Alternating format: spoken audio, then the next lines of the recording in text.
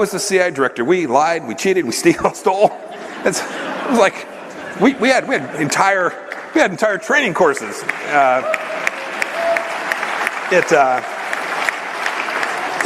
It reminds you of the glory of the American experiment. As a country whose airspace has been violated by 2 U.S. spy drones, Iran was entitled to participate in the Council's meeting today. This is our right under the UN Charter. We expressed our readiness and requested to participate in that meeting. However, unfortunately, we were denied of exercising this right. We were denied of exercising this right. Today, the Council is being briefed unilaterally by one party, the U.S., who is abusing its position as the Council's permanent member to misguide this body in order to advance its anti-Iran policy. We have irrefutable information on the incident to provide to the Council. According to our credible, detailed, and precise technical information on the path, location, and points of intrusion and impact of the U.S. spy drone, there is no doubt that when targeted, the drone was flying over the Iranian territorial sea. This was done after several radio warnings, all of which were disregarded. Iran's action was in full conformity with international law. Iran acted in self-defense in accordance with Article 51 of the UN Charter. Additionally, on the same day, another U.S. spy aircraft with 35 people on board violated Iran's airspace. However, Iranian armed forces exercised maximum restraint and no action was taken against the invading aircraft. In another instance, in less than 1 month, another U.S. spy drone entered our airspace on 26 May 2019, and we didn't act against.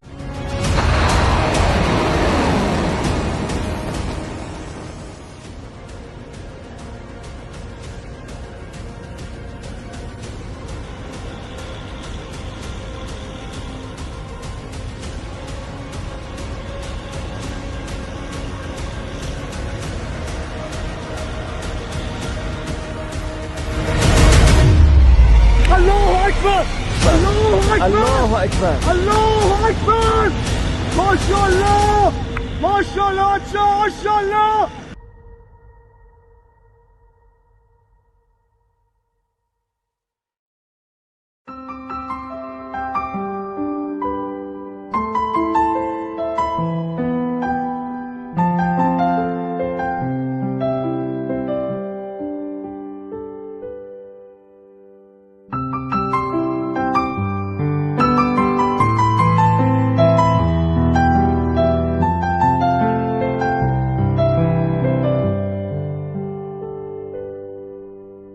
In the last 24 hours, Iran has intensified its aggression against the United States and against all of us. And I repeat my call for all peace-loving countries to stand by the United States in its effort to stop Iranian aggression. Israel stands by the United States on this. Alongside the Israeli Air Force exercise, the IDF concluded a separate multi-corps drill in multiple arenas with a focus on the country's northern frontier. An unspecified number of IDF soldiers and commanders from the Army, Navy, and the Air Force participated in the exercise, which aimed to prepare all of the military branches for an all-out multi-front war. Prime Minister Benjamin Netanyahu, alongside IDF Chief of Staff Aviv Kochavi, attended the last day of the exercise, during which the Israeli leader received an elaborate briefing from the IDF commanders and also took the time to speak to soldiers who participated in the drill. אני מסיים עכשיו סיור בתרגיל גדול מאוד של צה"ל בכמה זירות, תרגיל רב-זרועי, שאני מתרשם מאוד מהשיפור במוכנות, מרוח הלוחמים והמפקדים, ובעיקר מכוח ההשמדה של צה"ל. Prime Minister Netanyahu also used the opportunity to warn Israel's enemies from ever considering to target the Jewish state. אני שומע את השכנים שלנו מצפון, מדרום, ממזרח, מאיימים בהשמדתנו. אני אומר לאויבים שלנו, לצה"ל יש כוח השמד גדול מאוד, ואל תנסו אותנו. وليسمعني العالم جيدا أن السيد ترامب والإدارة عنده وأجهزة مخابراته يعرفون جيدا أن الحرب على إيران لن تبقى عند حدود إيران.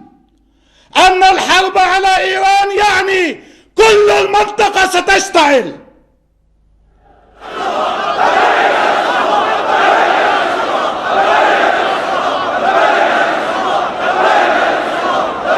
كل المنطقة ستشتعل، وكل القوات الأمريكية والمصالح الأمريكية في المنطقة ستباد، وكل الذين تواطؤوا وتآمروا سيدفعون الثمن، وأولهم إسرائيل وآل سعود.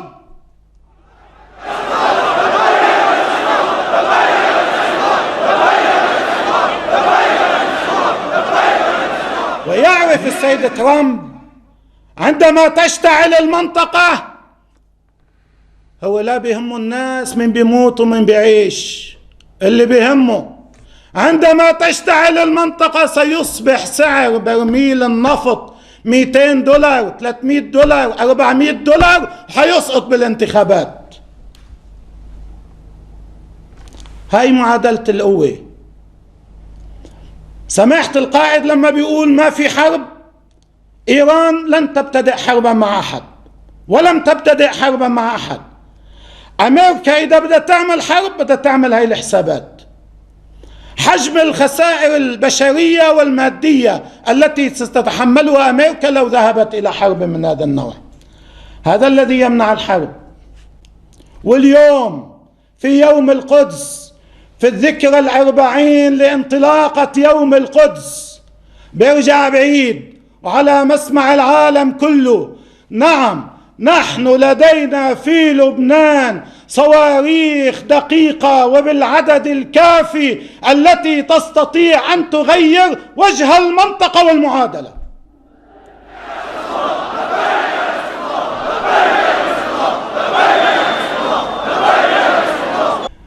لا يوجد في لبنان حتى الآن يعني هلا يوم القدس بالليل لا توجد مصانع لصواريخ دقيقة. أنا أقول لا يجوز أن يناقشنا الأمريكي في هذا الحق. هذا أولا. شو لك علينا؟ في مصنع ولا ما في مصنع؟ يا أخي أنا عم لك ما في مصنع، هلأ ما في، بس ما بيحق لك تناقشني أنه في مصنع ولا لا. نحن بحق لنا أن نمتلك السلاح الذي نحمي فيه بلدنا شراء، هبة، تصنيعا. هذا واحد. اثنين، إذا الأمريكان بده يضلوا فاتحين هذا الملف، فأنا أقول لكم وأعلن لكم نحن لدينا القدرة العلمية والبشرية، يعني شبابنا، نحن لدينا القدرة الكاملة البشرية للتصنيع، ولدينا القدرة الكاملة لنأتي بالآلات التي تمكننا من التصنيع. أنا أقول الليلة إذا الأمريكان بده يضلوا فاتحين هذا الملف، خلي ياخد كل العالم علم، نحن سنؤسس مصانع لصناعة الصواريخ الدقيقة في لبنان.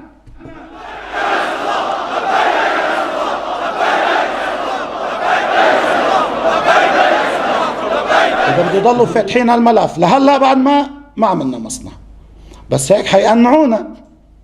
بعدين ما بالحكومة عم يحكوا كتير عن دعم الصناعة اللبنانية.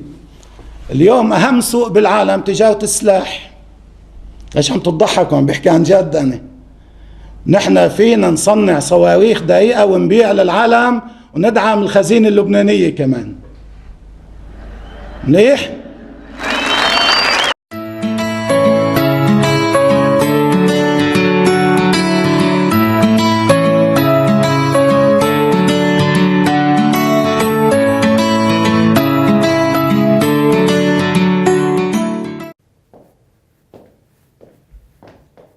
Well, let me just tell you that if they fire on the Islamic Republic of Iran, they will be opening the gates of hell. This is not Iraq in 2003. Iran is not a broken-backed country with an unpopular leader, with no friends and allies in the region or the world. Iran is a vibrant, powerful country of nearly 80 million people, most of them young people, most of them united at least in their rejection of foreign interference in their country, of a foreign attack upon their country. And Iran is militarily strong in the way that Iraq was militarily weak. The Iranians can fight back, and they will fight back. The drone that they brought down, they say in their territorial waters, gives an indication of the ability and power of their military. They have millions of men and women, for that matter, either under arms or ready to be under arms. For many of those, it would be a pleasure to fight the United States and its allies in the region. And I want to turn to those allies in a minute. Because whichever Persian Gulf country allows its land to be used for the launching of an American attack on Iran will itself immediately be in flames, probably within the hour. The Straits of Hormuz, through which 35% of the world's oil flow, not American oil, by the way, they buy almost none of it, but it will bring the economy of many places, including yours, grinding to a halt within days or weeks. 35% of all the world's oil will be passing through or not passing through a narrow strait that the Iranians can and will easily block. Iran is also unlike Iraq in that it has friends in many, many places, strategically important places. Let's start with the obvious one. When Britain and the United States broke Iraq, it automatically made Iran powerful in Iraq. Iraq has millions of allies in Iraq, all of them armed or easily able to be armed. So the first place that will pay the price for a Donald Trump attack on Iran will be American assets and allies in Iraq, in Qatar, in the UAE, from which the drone that was shot down took off, and particularly in Saudi Arabia. Their oil fields are absolutely vulnerable to Iranian counter-attack, and their leadership, particularly the UAE and Saudi Arabia, are held responsible in Iran for American designs to attack their republic. In Lebanon, Iran has millions of friends. It has a whole powerful guerrilla army that are its friends in Lebanon. HEZBOLLAH, inside Palestine, throughout the Persian Gulf region, throughout the world, Iran has friends.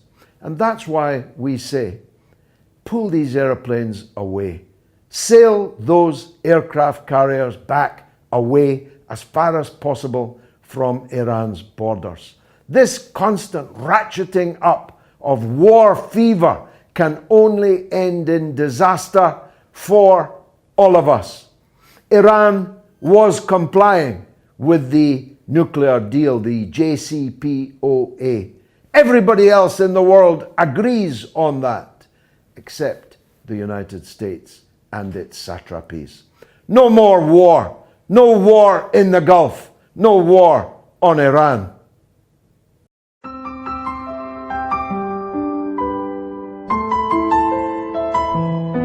Here's what Iran needs to get ready for. Severe pain. If they're itching for a fight, they're going to get one. To a soundtrack of angry senior Republicans demanding payback, an emergency classified briefing gets underway in the basement of the White House. The acting Defence Secretary carries a folder marked secret. The Secretary of State follows him into the Situation Room. The meeting ends with a decision made. The US will engage in a measured response to Iran for shooting down an American drone. Later that evening, as protesters gather outside, a military strike is ordered. US planes about to take off, ships in position, when Donald Trump's gut tells him no. They came and they said, "Sir, we're ready to go. We'd like a decision." I said, "I want to know something before you go. How many people will be killed? In this case, Iranians." I said, "How many people are going to be killed?" "Sir, I'd like to get back to you on that." Great people, these generals. They said, came back, said, "Sir, approximately 150. And I thought about it for a second. And I said, you know what? They shot down an unmanned drone, plane, whatever you want to call it. And here we are sitting with 150 dead people that would have taken place probably within a half an hour after I said go ahead. Yeah. And I didn't like it. I didn't think it was proportionate. This was the moment Iran's Press TV claims the US surveillance drone was shot out of the sky on Thursday. And here is what they claim is left of it. The jigsaw of a $130 million US military asset roughly reassembled and placed on display before a line of cameras, zooming in on every mangled fragment and legible serial number. And the Revolutionary Guard had more to reveal, like President Trump perhaps, a publicised act of restraint. Another spy aircraft was flying close to this drone. That aircraft was manned and had around 35 crew members. Well, we could have targeted that plane. It was our right to do so. And yes, it was American, but we didn't do it. We hit the unmanned aircraft. 4 warnings were given, Tehran claims. Both aircraft, they say, had breached their airspace. But the US maintains the drone was in international airspace above the Strait of Hormuz. Airlines from all over the world are now avoiding the region, with commercial flights rerouted. President Trump has ordered strikes in the Middle East before, 2 in Syria, responding to chemical attacks on civilians. Hitting Iranian targets would be a very different calculation, and one that will still be under consideration. Our diplomacy does not give Iran the right to respond with military force. And Iran needs to meet diplomacy with diplomacy. Amid the debris of a week of escalations and accusations, Donald Trump, at least, splitting from his more hawkish advisers, still wants to talk. So his strategy remains more crippling sanctions. But Iran may eventually force America to choose between maximum pressure or military action. When Donald Trump was elected president, his critics were concerned his volatility and unpredictability would be dangerous. After all, he's the man with the nuclear codes. There was a common refrain then, well, I hope there's an adult in the room. Well, now people are remarking, last night he was the adult in the room. This is more evidence of a rift between him and some of his advisors. His national security advisor, for example, John Bolton, usually takes a much more aggressive stance on this particular issue. But it was Donald Trump who stepped back from striking back. Now, these options are all still on the table. This is not the end of this story. One tweet saying, we're cocked and loaded but pulled back. It doesn't finish here. Anything could happen now. But it is interesting that Donald Trump's position is less like the Republicans on the Hill and his advisors, and more like the Democrats, who are saying this needs to be de-escalated as soon as possible. The US can't be allowed to bumble into war. Now, in a few hours' time, those congressional leaders and lawmakers will all come to the White House for a congressional picnic. It's supposed to be a relaxed environment for their families to attend. This will be the main topic of conversation. There is nothing relaxed about the White House today.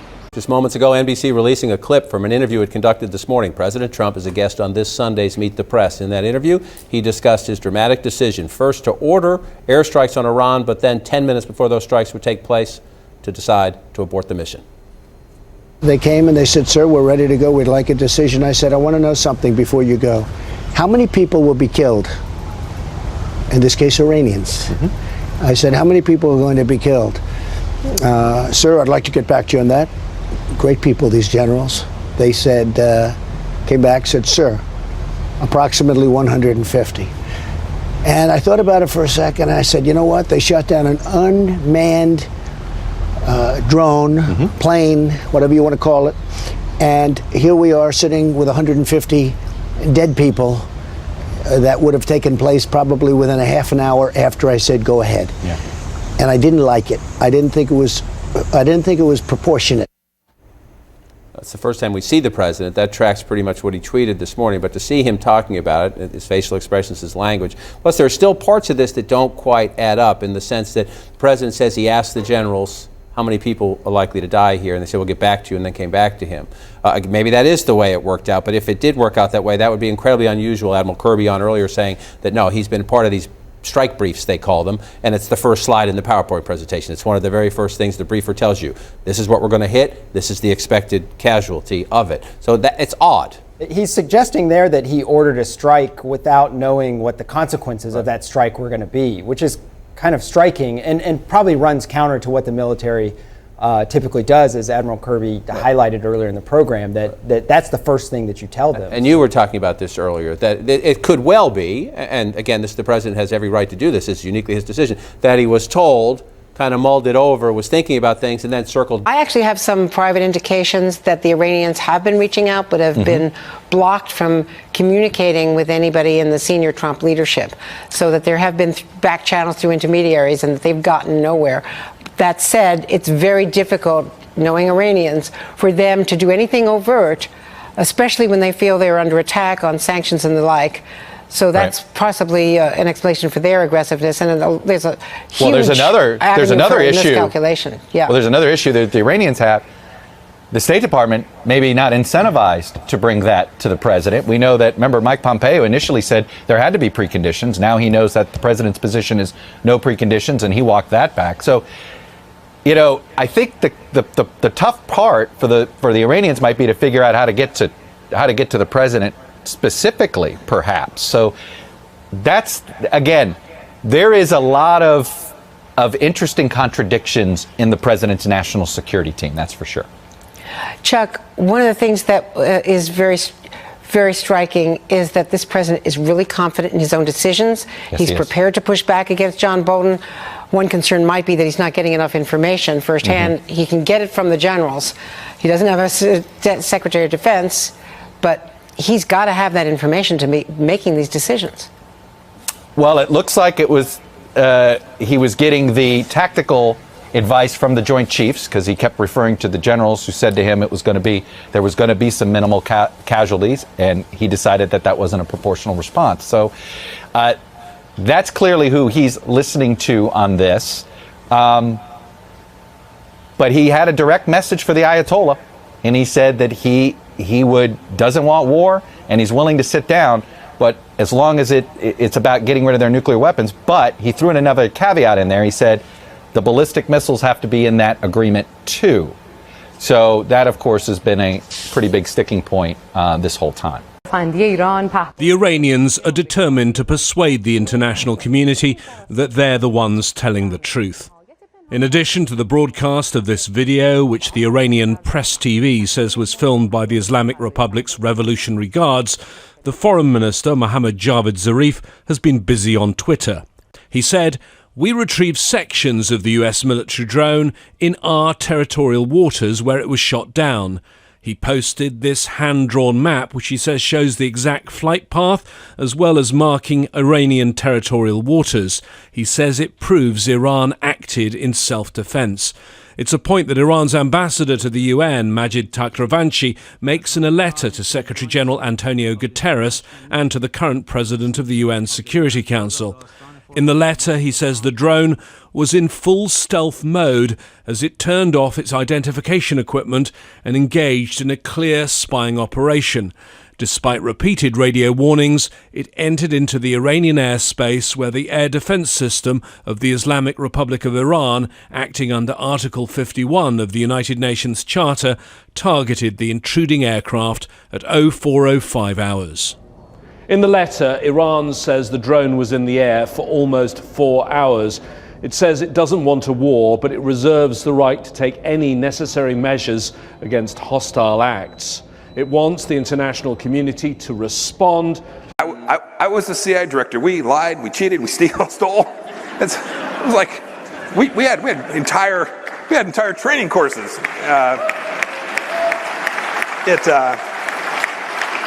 It reminds you of the glory of the American experiment. بحبك يا لبنان يا وطني بحبك مش مالك بذنوبك بسهلك بحبك